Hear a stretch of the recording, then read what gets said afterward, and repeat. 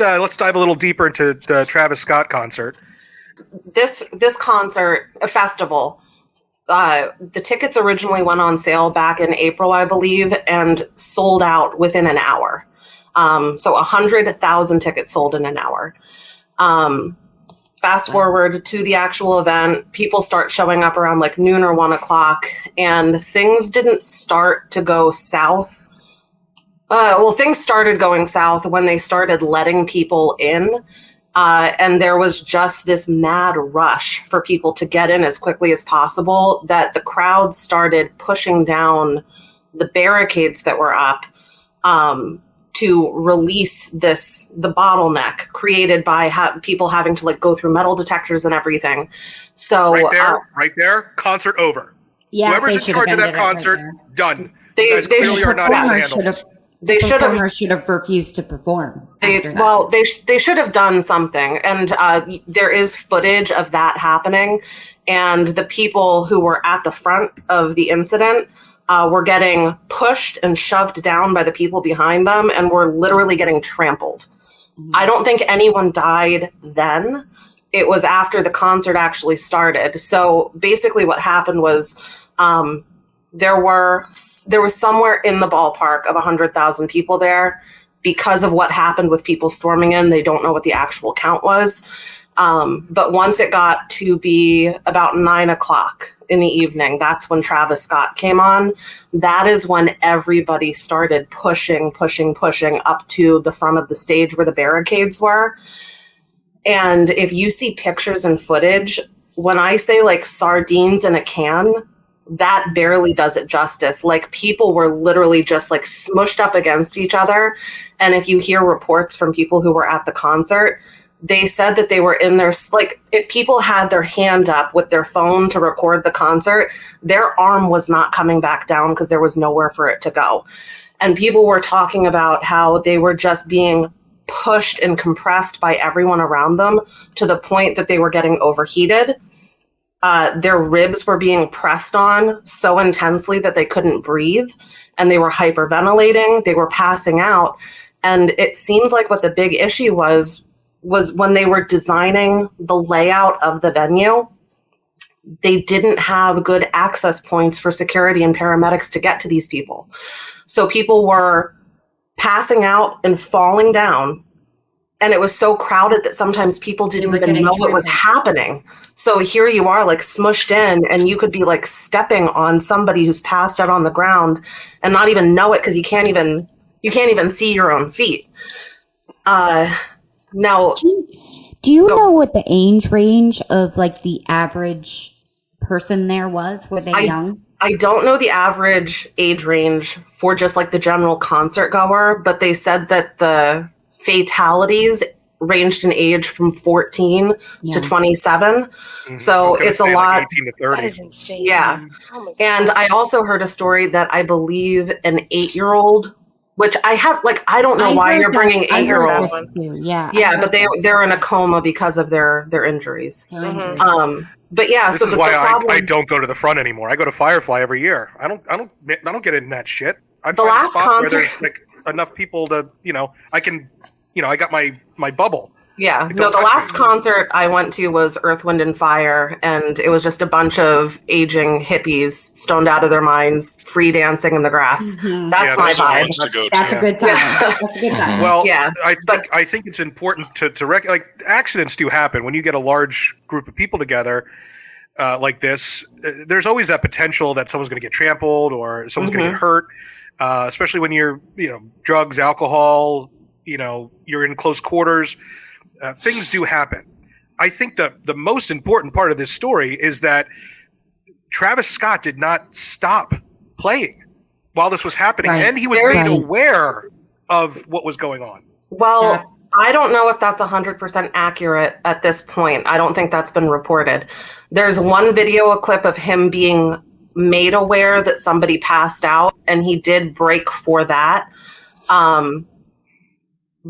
But it's up in the air right now how much he knew was going on as it was going on. There's no clear-cut answers on that. So that's the big speculation. Did he know what was going on?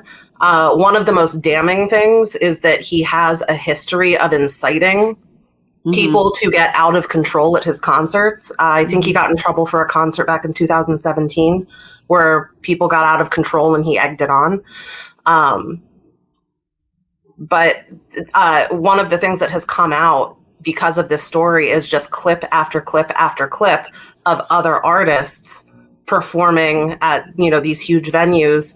And it is normal for people to get overheated and pass out. And all of these other artists stop the show and wait for a paramedic, ambulance, whoever to help the person up. That did not happen here. I think between the time that Travis Scott performed and then immediately after that, they had Drake come on as a surprise performance or whatever. They never stopped that whole time. So they brought on a surprise special guest after it was known that at least one person had fainted. Is that correct? Yes. That's bad in itself. The audience is going to get super excited when you bring Drake onto the stage.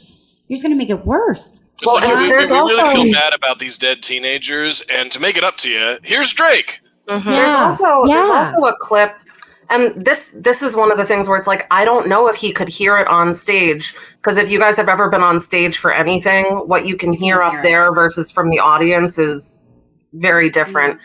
But there's a video of somebody in the crowd, and like that entire section of the crowd is chanting loudly, "Stop the show! Stop the show! Stop the show!" And like, no one's hearing them, no one's responding to it. And because there was such poor access for security and paramedics to get to anyone, these people who passed out and were, in a life-threatening situation, the only way they were getting help is if other people in the crowd noticed there was something wrong, and they were literally crowd surfing them out to the paramedics. That was the only way they could get access to them. Oh my God. It's a nightmare. Listen, I guess, you're right. We can't confirm that he knew about it yet. I mean, keep listening as the weeks go by, because I'm sure we'll keep our finger on this. But look, there's no way that if there's something going on, there is security there. They might not have good access points to get people out, but security is on the ground level. They can see what's going on. They can hear what's going on. There is not a single chance in hell that someone didn't radio to whoever's managing that stage to stop the show and get out there and tell Travis Scott we got to stop it. We got to open up this crowd, and we got to get ambulances in here. There's not a chance in hell. Now, there's also video and reports that actually did happen. So, we'll have to try and keep our ears open to see if we can get an actual confirmation on that. But then there's other reports that he was told about it, ignored it, and instructed security to refer to the dead people or the injured people as like a code name so that people wouldn't continue to panic and he could keep on playing. And then there's reports that afterwards he went out and knew about it and pretended like he didn't. Pretended like it never happened. So who, in your opinion, is at fault there? Is it Travis Scott for continuing to perform, or is it the responsibility of the people that run that venue to make sure that the venue was safe? Yeah, I think they're both deeply at fault. But if it does come out that Travis Scott didn't know, which I don't see how that's possible. I really don't see how that's possible. Then okay. But even still, like you said, Abby, when they made the venue, it was made in a way where people couldn't get in. And the fact that they didn't stop it when the stampede started and people were stampeding in. And you're not getting checked. Who knows what those people were bringing in? And I believe, Court, you said something about somebody being injected with fentanyl.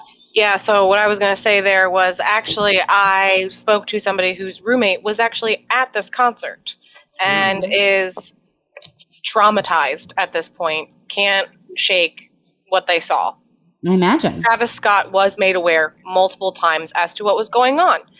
a girl hopped up on stage and told him, and she was removed from stage, obviously.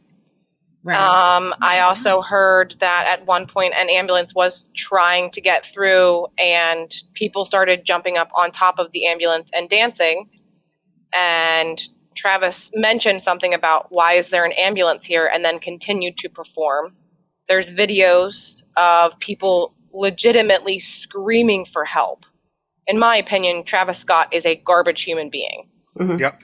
Well, and There's here's more reports. I just read this article that they are looking into drugs being a factor in what was happening, that people might have been getting like attacked in a way where they're getting pricked with needles, and they actually did have a security guard who was pricked in the neck with a needle and was In the neck. rendered unconscious, and they Who were had these to use needle Narcan. assailants?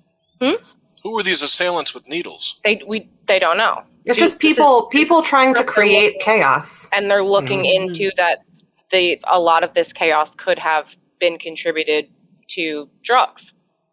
I also heard speculation, there's no proof of this, but that they were handing out dollar bills, or I don't know, bills of some kind that had contact trace amounts of fentanyl because they were trying to fuck people up.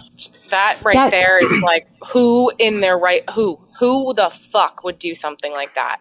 Because Well, I mean, fentanyl look at the demographic. It's out of control teenagers who are looking for a crazy time.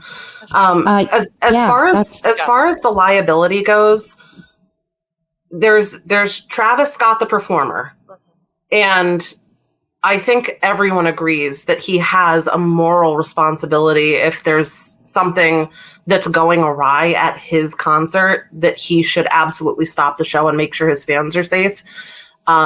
I don't know what they're going to be able to prove, but this was his festival. He set this festival up with Live Nation, so he is going to be held liable in some way, for sure.